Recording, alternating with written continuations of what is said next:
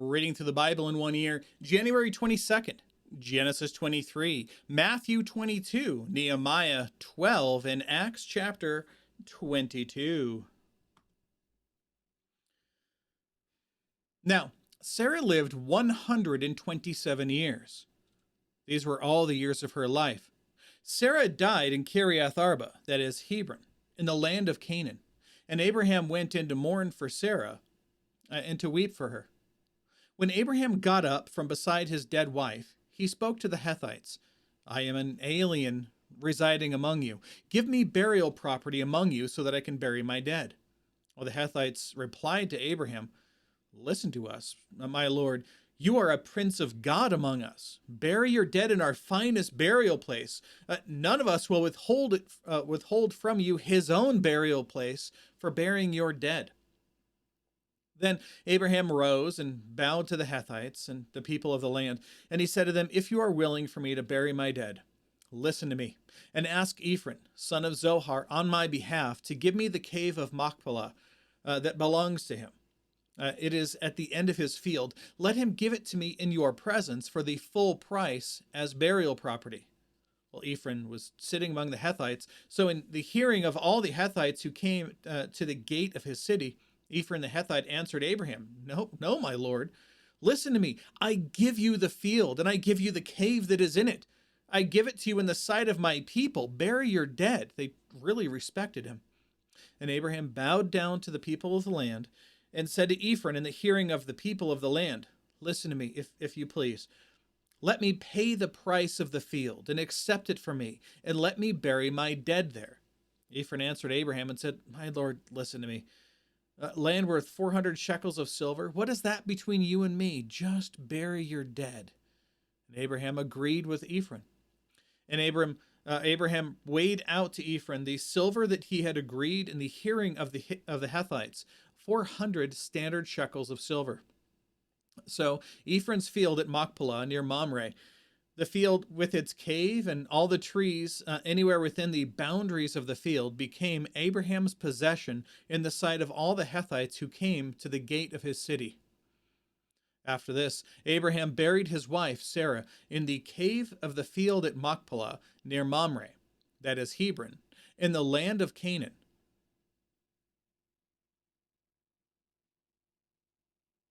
Making sure we don't lose our notes here. There we go. The field with its cave passed from the Hethites to Abraham as a burial property. Now, why did he keep pushing them so that he would pay for the land? Well, that's simple. He wanted to be certain that in the future time to come, that there wouldn't be any battle over who owned that land or who owned that cave. Again, he doesn't own anything. This is the only piece of land he will ever own, because he doesn't want to buy anything or have anything given to him except for that which God gives to him. So this is literally the only piece of land he owns in all of Canaan. All right, let's move on to Matthew 22.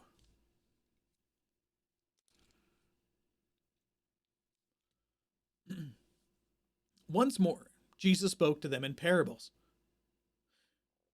The kingdom of heaven is like a king who gave a wedding banquet for his son. Now, briefly, before I go any further. So Jesus here is speaking to whom? He's speaking to the chief priest.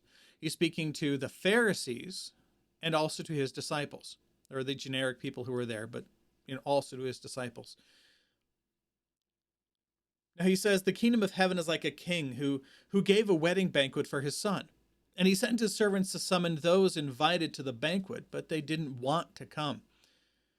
Again, he sent out other servants and said, Tell those who were invited, see, I prepared my dinner. My oxen and my fattened cattle have been slaughtered, and everything is ready. Come to the wedding banquet. But they paid no attention and went away, one to his farm, another to his business, while the rest seized his servants, mistreated and killed them. Well, the king was enraged, and he sent out his troops and killed those murderers and burned down their city. Then he told his servants, The banquet is ready, but those who were invited were not worthy. Go then to where the roads exit the city. Invite everyone you find to the banquet. So those servants went out into the roads and gathered everyone that they found, both evil and good. And the wedding banquet was filled with guests. When the king came in to see the guests, he saw there a man who was not dressed for the wedding. So he said to him, "Friend, how did you get in here without wedding clothes?" Well, the man was speechless. Then the king told the attendants, "Tie him up hand and foot and throw him into the outer darkness, where there will be weeping and gnashing of teeth. For many are invited, but few are chosen." Then the Pharisees went and plotted how to trap him by what he said. So they sent their disciples to him, along with the Herodians. "Teacher," they said, "we know that you are truthful and teach truthfully the way of God. You don't care what anyone thinks, nor do you show partiality.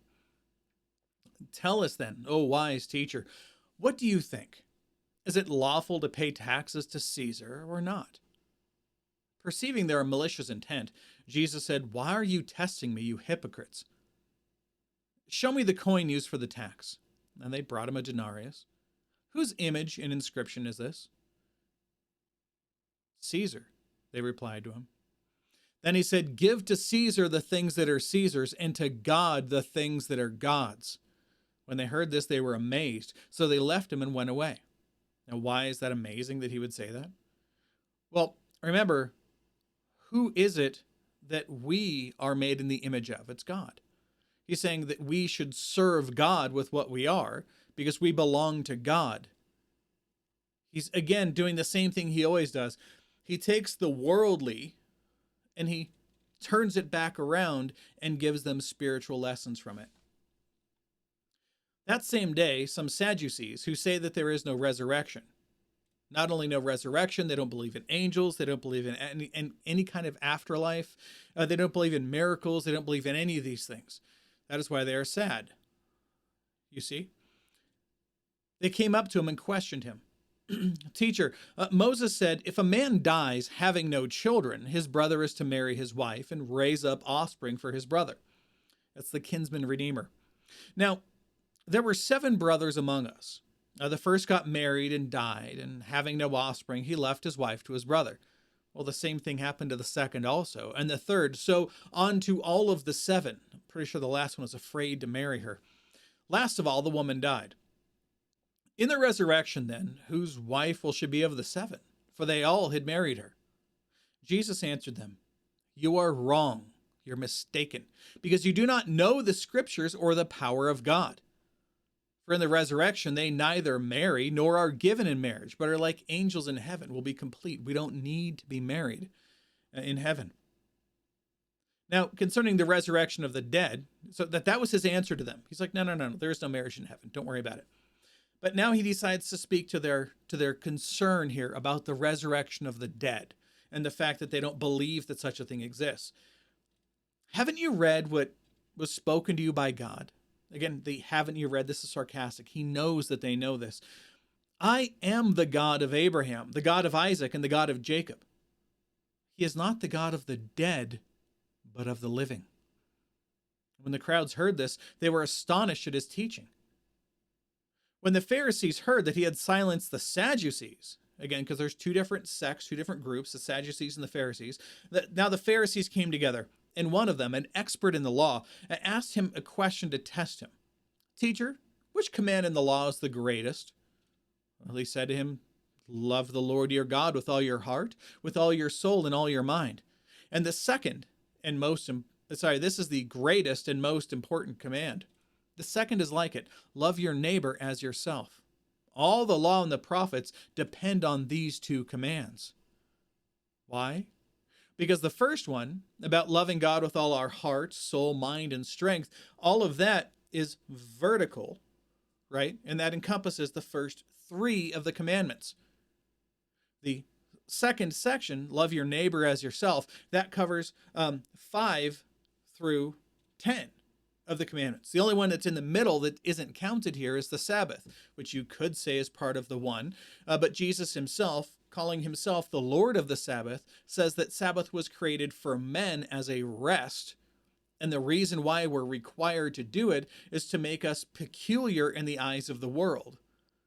So because we're to do that to make us peculiar in the eyes of the world, and because we are to obtain the Sabbath rest in which we rest and trust in God as the deliverer of all of our things. Remember, that's what they're supposed to do in Sabbath. You're supposed to rest from all of your works. Why? Because it means you're not working because you're trusting God to meet your needs. Well, how does that apply to us today as Christians?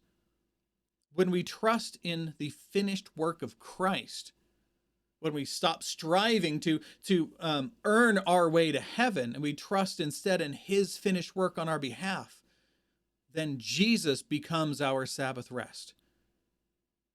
That is the final fulfillment of the Sabbath laws, is when we trust in the finished work of Christ. Verse 41. While the Pharisees were together, Jesus questioned them. They kept asking him questions, but now he's going to turn and ask them a question. What do you think about the Messiah? Whose son is he? Well, they replied, David. Remember how I said before, son of David is a term that they use to talk about Jesus as the Messiah. That's a messianic phrase, right? So that's where they get the term, well, he's David's son. Okay. Verse 43, so Jesus asked them, well, then how then is it that David, inspired by the Spirit, calls him Lord? Quote, the Lord declared to my Lord, sit at my right hand until I put your enemies under your feet. If David calls him Lord, then how can he be his son? And no one was able to answer him at all. And from that day on, no one dared to question him anymore. Bringing up the rest of the notes here for you. All right, there we go. Let's go on to Nehemiah chapter 12. Oh, sweet, more names. It's not that bad.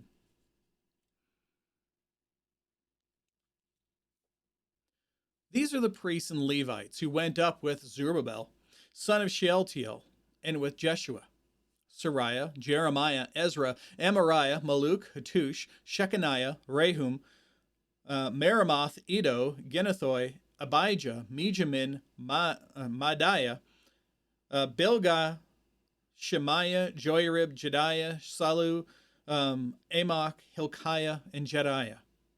These were the heads of the priests and their relatives in the days of Jeshua. The Levites, Jeshua, Binui, Kadmiel, Sherebiah, Judah, and Mattaniah. He and his relatives were in charge of the songs of praise. Bakbukiah, Uni, and their relatives stood opposite them in the services. Jeshua fathered Joachim. Joachim fathered Eliashib. Eliashib fathered Joiada. Joiada fathered Jonathan, and Jonathan fathered Jaddua. In the days of Joachim, the heads of the priestly families were Meriah of Sariah, Hananiah of Jeremiah, Meshullam of Ezra, Jehohanan of Amariah, Jonathan of Maluki, Maluki, that was a hard one, Joseph of Shebaniah, Adna of Harim, Helkai of Marioth, Zechariah of Iddo, Meshullam of Ginnethon, Zikri of Abijah, Piltai of Moadiah, Moadiah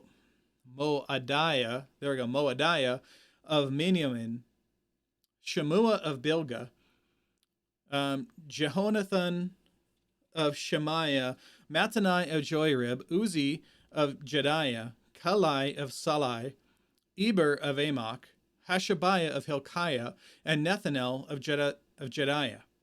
In the days of Eliashib, Joiada,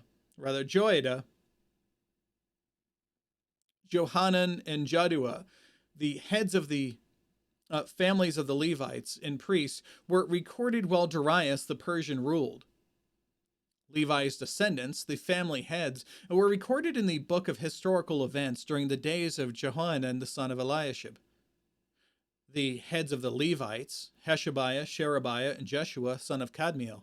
along with their relatives opposite them, gave praise and thanks, division by division, as David, the man of God, had prescribed. They included Mattaniah, Bakbukiah, and Obadiah. Meshullam, Talmon, and Akub were gatekeepers who guarded the storerooms and the city gates. These served in the days of Joachim, the son of Jeshua, son of Jozadak, in the days of Nehemiah the governor, and Ezra the priest and scribe. At the dedication of the wall of Jerusalem, they sent for the Levites wherever they lived, and brought them to Jerusalem to celebrate the joyous declaration with thanksgiving and singing, accompanied by cymbals, harps, and lyres. These singers gathered from the region of, around Jerusalem, from the settlements of the Netophathites, from Beth Gilgal, and from the fields of Geba and Asmaveth, for they had built settlements for themselves around Jerusalem. After the priests and Levites had purified themselves, they purified the people, the city gates, and the wall. Then I brought the leaders of Judah up on top of the wall, and I appointed 2 large processions that gave thanks. One went to the right on the wall, toward the dung gate. Hoshea and half the leaders of Judah followed, along with Azariah, Ezra, Meshullam, Judah, Benjamin, Shemaiah, Jeremiah, and some of the priests with trumpets, and Zechariah, son of Jonathan, and Shemaiah, son of Mattaniah, son of Micaiah, son of Zakur, son of Asaph, followed, as well as his relatives, Shemaiah, Azarel, Milalai, there we go, Gilalai, Maai, Maai, how do you say that? Nethanel, Judah, and Hanani, with the musical instruments of David, the man of God. Ezra the scribe went in front of them. At the fountain gate, they climbed the steps of the city of David on the ascent of the wall and went above the house of David to the water gate on the east. The second Thanksgiving procession went to the left. I followed it with half the people along the top of the wall, past the Tower of the Ovens to the broad wall, above the Ephraim gate and by the old gate, the fish gate, the Tower of Hananel, the Tower of the 100 to the sheep gate, and they stopped at the gate of the guard. The 2 Thanksgiving processions stood in the house of God.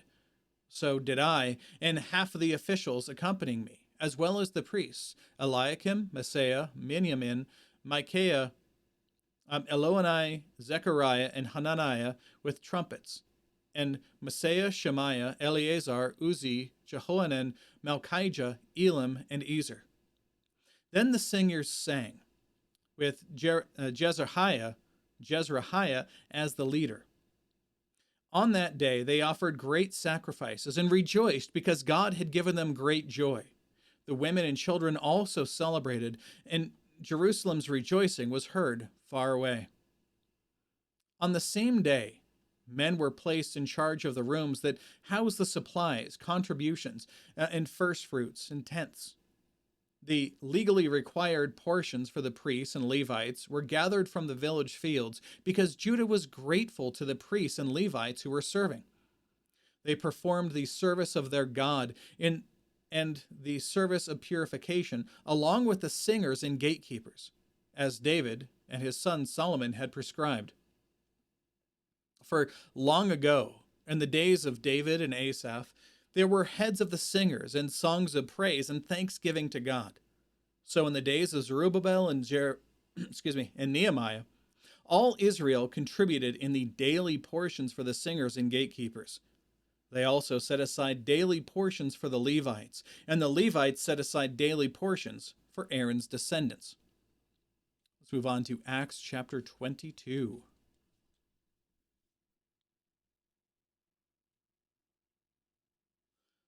All right, so now Paul has been arrested in Jerusalem. The people were trying to kill him after saying that he was doing things that were against the law, not Roman law, but Jewish law, saying that he had brought Gentiles into the temple grounds themselves, just because they had seen him with a Gentile and they saw him later on inside the temple grounds, and they figure that he did this thing, even though there was no proof to it. Um, so they stirred up the crowd. These are the guys from Asia, the Jews from Asia who have been kind of chasing him around from place to place. And what they did was they got the entire crowd together to attack him, and they were beating him, and they drug him out of the temple grounds. They closed the gate of the temple. The centurion who was over the basically over Jerusalem came down with all of his soldiers to find out what's going on. To stop the riot, he plucked up Paul, and they had to carry him over their heads because the people were trying to kill him as they were carrying them. And he finally got up on top of these stairs, and he turned to the commander and said, "Can I talk to the people?" He's like, "Whoa, hold on. You know Greek?" He's like, "Yeah, I'm from Cilicia of Tarsus. It's no small city. I can speak Greek, but can I talk to these people? They're my people. I want to be able to tell them what's going on." And he said, "Okay, cool." He wanted to verify that he wasn't some violent extremist who they had seen previously in the area. He just verified that first, and he said, "Yeah, okay, you can talk to them." So now here he is. He puts his hand out, letting them know he's going to make a speech, and everybody quiets down. And now he's speaking to them in Aramaic. "Brothers and fathers, listen to my defense before you." When they heard that he was addressing them in Aramaic, they became even quieter. He continued, "I am a Jew, born in Tarsus of Cilicia, but brought up in this city, educated at the feet of Gamaliel, according to the strictness of our ancestral law. I was zealous for God, just as all of you are today. I persecuted this way, the Christian faith, to the death, arresting and putting both men and women in jail, as both the high priest and the whole council of elders can testify about me. I received letters from them to the brothers, and I traveled to Damascus to arrest those who were there, to bring them to Jerusalem to be punished. As I was traveling and approaching Damascus, about noon, an intense light from heaven suddenly flashed around me, and I fell to the ground and heard a voice saying to me, 'Saul, Saul, why are you persecuting me?' I answered, 'Who are you, Lord?'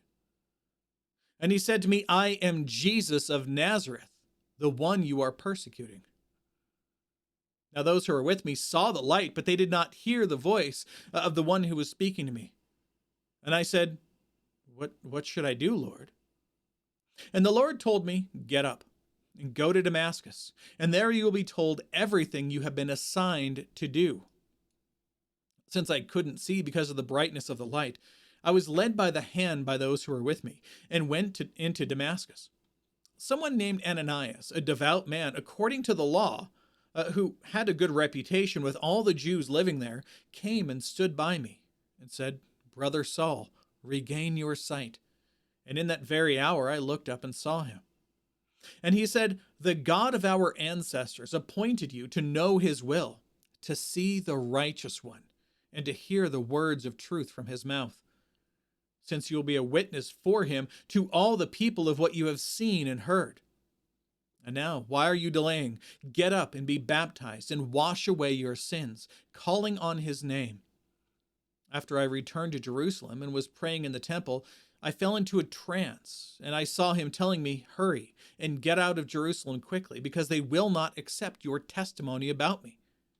But I said, 'Lord, they know that in synagogue after synagogue I had those who believed in you imprisoned and beaten.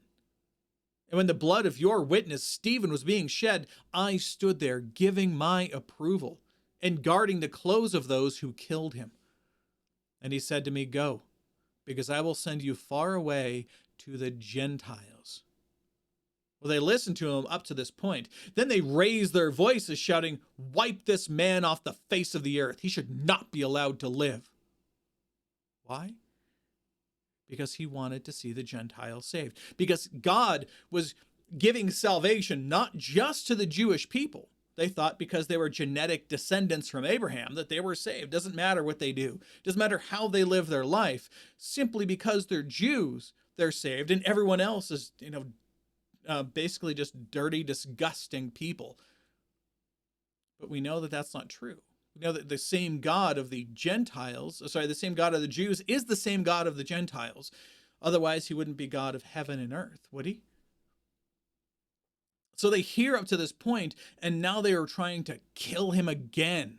Why? Because he says God loves the Gentiles too. And as they were yelling and flinging aside their garments and throwing dust into the air, the commander ordered him to be brought into the barracks, directing that he be interrogated with the scourge to discover the reason why they were shouting against him like this. Basically, they were going to whip him and rip the flesh off his back until he finally told them the truth. And as they stretched him out for the lash, Paul said to the centurion standing by, point of order, is it legal for you to scourge a man who is a Roman citizen and is uncondemned? If you were merely a Jew, not a Roman citizen, it wouldn't be that big of a deal. When the centurion heard this, however, he went and ran to the commander and reported saying, what are you going to do? This man is a Roman citizen. Well, the commander came and asked him, tell me, are you a Roman citizen? Yes, Paul replied. The commander said, I bought my citizenship for a large amount of money. But I was born a citizen, said Paul. So those who were about to examine him quickly withdrew. The commander, too, was alarmed when he realized Paul was a Roman citizen and he had bound him. This is in violation of the law. The next day, since he wanted to find out exactly why Paul was being accused by the Jews, he released him and instructed the chief priests and the Sanhedrin, which, if you remember, that's the ruling group over the Jewish people, all of the Sanhedrin to come and to convene. And he brought Paul down and placed him before them. Tomorrow, we get to another defense. This one's awesome. I love it to death. Okay, that is all for today. So God willing, we'll be back tomorrow. Behold, the word of the Lord.